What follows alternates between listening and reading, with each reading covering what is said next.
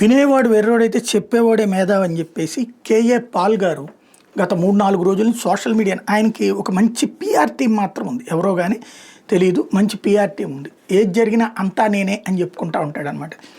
America Russia యుద్ధ వాతావరణం వస్తే నేను ఇప్పుడే మాట్లాడాను పుతిన్తో, నేను వాళ్ళతో మాట్లాడాను అంటాడు. నేను కూడా చెప్పాను ఇంతకుముందు ఆయనకు ఖచ్చితంగా ఒకప్పుడు ప్రపంచవ్యాప్తంగా పలుకుబడి ఉంది, వైట్ హౌస్లోకి నేరుగా వెళ్ళగలిగినటువంటి ఇది ఉండేది. అయితే అది కొన్ని రోజులు మాత్రమే నడిచింది. ఈయన కుంభకోణం ఎప్పుడైతే బయటపడిందో, విదేశీ నిధులు వచ్చిన వాటిని దుర్వినియోగం చేశారని, ఈయన ఏదైతే మత మార్పిడుల కోసం సంక్షేమానికి ఖర్చు పెట్టాల్సిన సొమ్ములతో ప్రత్యేక విమానాలు, ప్రత్యేక హెలికాప్టర్లు కొన్నాడని తేలిందో, వాళ్ళు అప్పటి నుంచి బ్లాక్ లిస్ట్లో పెట్టారు. ఈయనకి తర్వాత రావాల్సినటువంటి గ్రాంట్స్ కూడా ఆగిపోయినాయి. అప్పటి నుంచినే ఆయన ఆలోచన, ఆయన మాట తీరు కంప్లీట్గా డిఫరెన్స్ వచ్చేసింది.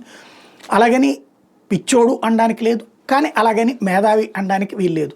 కానీ అట్లాంటి వాటిని కూడా మన దేశంలో అంగీకరించే మనస్తత్వం ఉంది కాబట్టి అట్లాగా అది మత ప్రాతిపదికన అతను అలాగే చలమణి అయిపోతున్నాడు.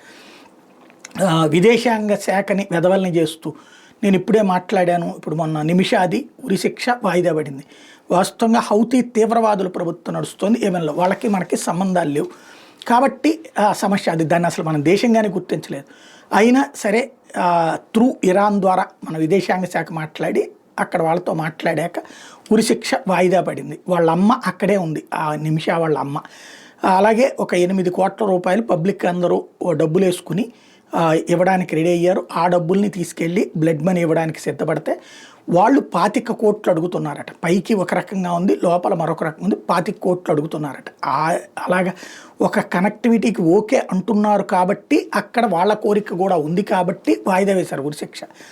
అది నడిచింది. అయితే దాన్ని నేనే మాట్లాడాను ఓసారి అమిత్ షాను, మన తెలుగు మీరు ఎన్డీటీవీ వాడు కూడా నా పేరు చెప్పేశాడు, లేకపోతే ఇట్లా ఉరిశిక్ష రద్దయినటువంటి ఇదే వాయిదా పడిందని క్యాష్ చేసేసుకుంటూ తెలుగు మీడియా అంతా కూడా ప్రెషర్ తెచ్చేయాలి, మోడీను అమిత్ షాకి చెప్పాలి. అక్కడే కేఏ పాల్ ఉన్నాడు, కేఏ పాల్ మాట వినండి అని చెప్పేసి ఏమైనా ప్రభుత్వానికి మాట్లాడాలి, ఏమైనా ప్రభుత్వంతో నేను మాట్లాడగానే ఆపేశారు. ఆపేసినోడి తీసుకురావాలి కదా.